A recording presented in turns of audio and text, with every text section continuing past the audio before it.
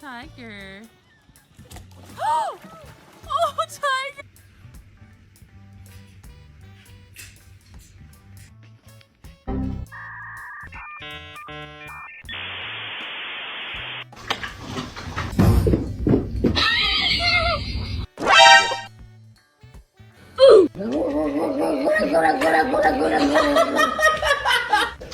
No.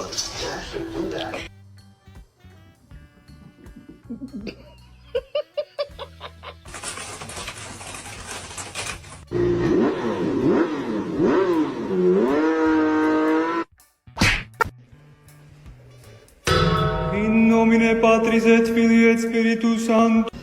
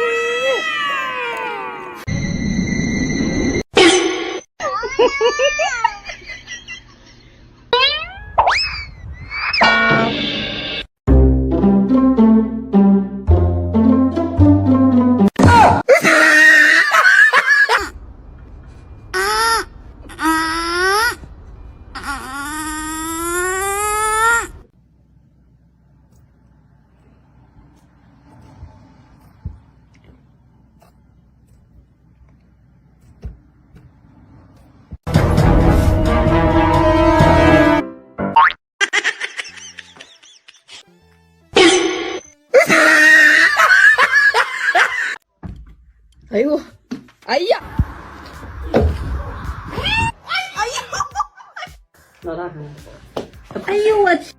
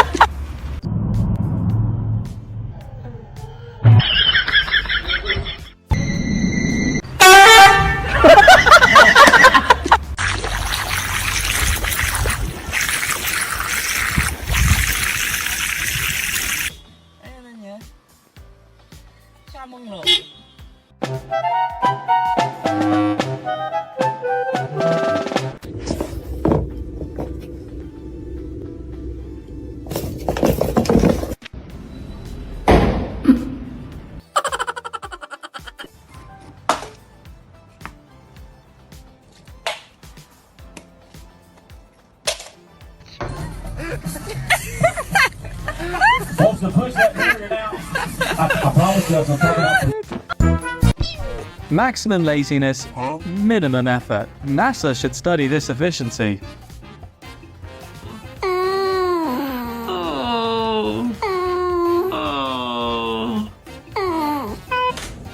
If begging was an Olympic sport, this dog would have a world record.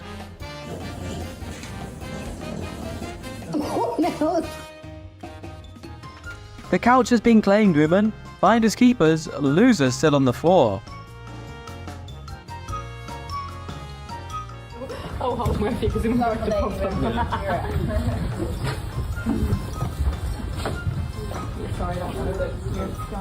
Tom, sorry to interrupt.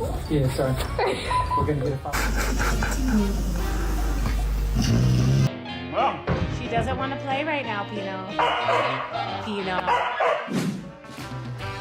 I wish my attachment file could be like this. Oh hey, this living room just turned into the ultimate stadium for rugby. Hey, I would like to kiss you on the mouth. And so how do you feel? What do you think about that? How do you feel about it? This puppy...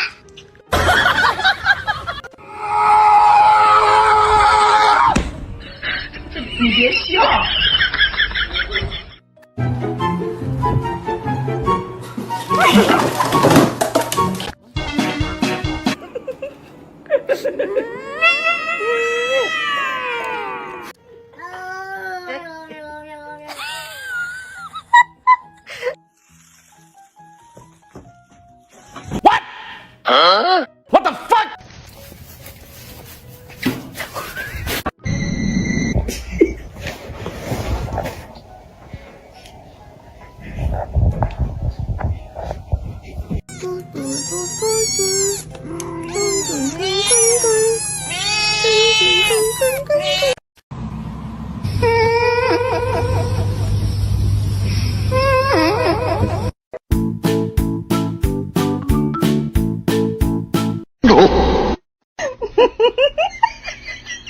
Llama, llama, llama, llama.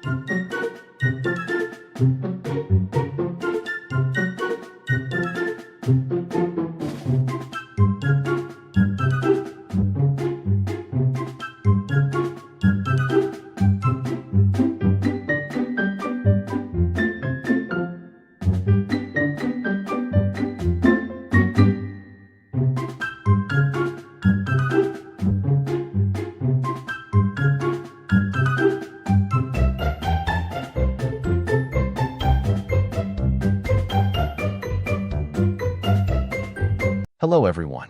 Thank you for being here today. I'm excited to share a heartwarming story with you titled, The Chubby Duo and the Great Diet Dilemma. If you enjoy this video, please consider liking and subscribing to my channel. Of course, if it's not your style, feel free to skip it, no hard feelings. Now, let's begin the story. In my cozy little house, there exist two magnificent creatures who have taken the art of laziness to a professional level. My cats, Pudding and Donut. Their names alone tell you everything you need to know. Both are soft, round, and irresistibly cute. Basically two living, purring marshmallows that roam, or rather, waddle, from one nap spot to another. Their favorite activities include eating, napping, and pretending not to hear me when I call their names. Every morning, I'm greeted not by the sound of my alarm clock, but by two fluffy faces staring at me like I owe them breakfast.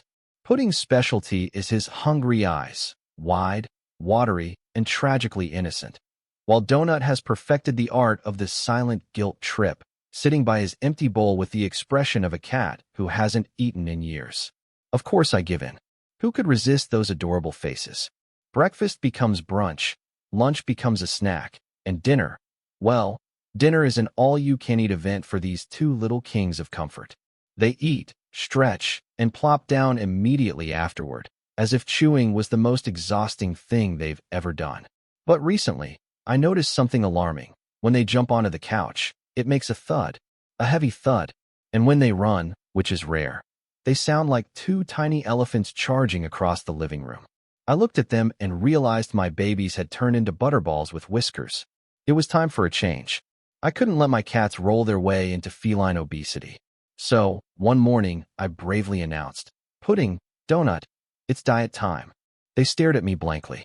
Donut blinked slowly, as if processing the word diet required too much effort, while Pudding tilted his head like I had spoken an alien language. I swapped their usual hearty portions of kibble for a lighter meal. Pudding took one sniff, looked at the bowl, and then at me, pure betrayal in his eyes. Donut tried to bury the food with imaginary dirt, clearly saying, Nope, this isn't food. The rebellion had begun. They refused to eat. They sat by the kitchen, looking starved and heartbroken, as though I had committed a crime against catkind. For hours, they followed me everywhere, meowing pitifully. I couldn't even open the fridge without Pudding dramatically collapsing on the floor, his eyes begging for mercy. That night, as I was brushing my teeth, I heard suspicious noises from the kitchen. When I peeked in, I found both of them standing on the counter, raiding their snack drawer. Donut was pawing at the treat jar, while Pudding tried to knock it open with his head. My heart said, but my brain said, oh no. I tightened the rules. Treats were banned, and I bought them a cat toy that looked like a feathered fishing rod to encourage some movement. The first time I waved it, Pudding gave me a look that said, You expect me to chase that? Donut tried for about 3 seconds before flopping onto his side dramatically, as if the effort had drained his entire soul. But I didn't give up. Every day, I played with them for a few minutes. Slowly, I noticed changes. Pudding started to swat at the toy a bit longer, and Donut began to chase after it, still lazily, but it counted. They even began running after each other, though half the time, they'd forget what they were doing and just nap side by side afterward. A few weeks later, the difference was noticeable. My chubby little furballs were still round, but now they had a healthy bounce in their step. Their energy improved, and they seemed happier, though they still occasionally protested when I served them their boring food. One evening, as I sat watching them wrestle playfully on the carpet, I couldn't help but laugh. They weren't perfect athletes, but they were trying. Seeing them like that reminded me that sometimes we all need a little push to do what's best for ourselves, even when we don't like it. It also made me realize how similar we humans are to our pets. We all love comfort, food, and naps, and sometimes we resist change even when it's good for us. Whether it's eating healthier, exercising, or breaking an old habit, the first step always feels the hardest. But once we start, even a little progress can make a big difference. Now, every time Pudding rolls onto his back after playtime or Donut proudly drags his toy across the floor, I feel a small sense of victory, not just for them, but for me too. We've all learned something valuable together, that love sometimes means saying no to extra snacks, that health is a form of care, and that joy can be found in the smallest steps forward. As I turn off the lights at night, I can hear their soft purrs filling the room. Pudding curls up near my feet. Donut sprawls across my blanket like a furry loaf of bread, and I smile. My chubby duo might still be round, but now they're happy, healthy, and loved, and honestly, that's the perfect shape of all. In modern life, we often find ourselves a lot like Pudding and Donut, comfortable, cozy, and perhaps a little too used to convenience. Surrounded by easy meals, streaming shows, and soft couches, we can fall into the same pattern of comfort that slowly makes us less active and less mindful of our well-being. The story of the two chubby cats reminds us that love and care aren't always about giving more comfort.